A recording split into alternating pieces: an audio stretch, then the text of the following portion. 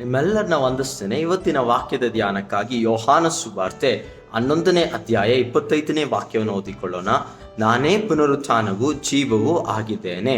ಇಲ್ಲಿ ಯೇಸುಸ್ವಾಮಿ ಹೇಳುವಂಥ ಮಾತಾಗಿದೆ ಇದು. ಮಾರ್ತಳು ಆಕೆ ತುಂಬಾ ದುಃಖದಿಂದ ತನ್ನ ತಮ್ಮನಾದ ಲಾಸರನನ್ನು ಕಳೆದುಕೊಂಡ ದುಃಖದಲ್ಲಿ ಯೇಸುವಿನ ಪಾದವನ್ನು ಹಿಡಿದುಕೊಂಡು ಬಂದು ಅಳುವಾಗ ಯೇಸು ಹೇಳುವಂಥ ಮಾತು, ನಿನ್ನ ತಮ್ಮನ ಎದ್ದು ಬರುವನು ಎಂಬುದಾಗಿ. ಅದಾದ ನಂತರ ಯೇಸು ಹೇಳುವಂಥವನಾಗಿದ್ದಾನೆ, ನಾನೇ ಪುನರುತ್ಥಾನವಾಗಿದ್ದೇನೆ, ನಾನೇ ಜೀವವಾಗಿದ್ದೇನೆ. ಇವತ್ತು ನಾವು ಯೇಸುವನ ಸ್ವಂತ ರಕ್ಷಕನಾಗಿ ಯೇಸುವಿಗೋಸ್ಕರ ನಮ್ಮೊಳಗಿರುವಂಥ ನಾನು ಎನ್ನುವಂಥದ್ದು ಸಾಯುವಂಥದ್ದಾದರೆ, ನಮ್ಮ ಅಪನಂಬಿಕೆಗಳು ಹೋಗಿ ನಂಬಿಕೆ ಬರುವಂಥದ್ದಾದರೆ, ಅದೇ ಅಧ್ಯಾಯದಲ್ಲಿ ಹೇಳ್ತದೆ, ನೀವು ನಂಬಿದರೆ ದೇವರ ಮಹಿಮೆಯನ್ನು ಕಾಣುವಿರಿ.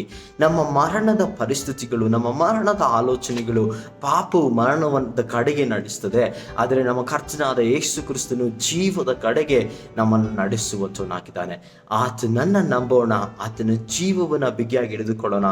ಆತನ ಪುನರುತ್ಥಾನದ ಶಕ್ತಿ ನಮ್ಮ ಆಲೋಚನೆಗಳಲ್ಲಿ, ನಮ್ಮ ಶರೀರದಲ್ಲಿ, ನಮ್ಮ ಎಲ್ಲ ಕಾರ್ಯಗಳಲ್ಲಿ, ಪ್ರತಿಯೊಂದರಲ್ಲೂ ಆತನ ಜೀವವು, ಆತನ ಪುನರುತ್ಥಾನದ ಶಕ್ತಿಯು ನಮ್ಮನ್ನು ಆವರಿಸಿಕೊಳ್ಳಲಿ.